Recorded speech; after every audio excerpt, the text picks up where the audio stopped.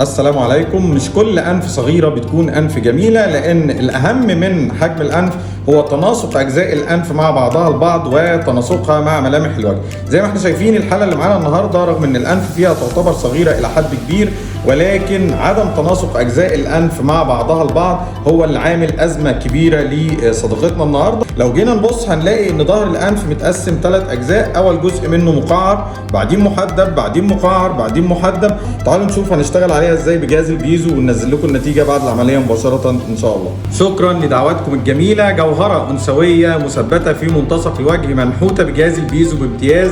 ظهر الانف زي ما احنا شايفين ولا اجمل ولا اروع، تم نحته بامتياز بعد ما كان ظهر الانف محدب قليلا او عباره عن 4 اجزاء، اصبح محدب قليلا للداخل يعطي منظر انثوي جميل. شكرا ليكم، في انتظار تعليقاتكم على الفيسبوك واليوتيوب والانستجرام ان شاء الله.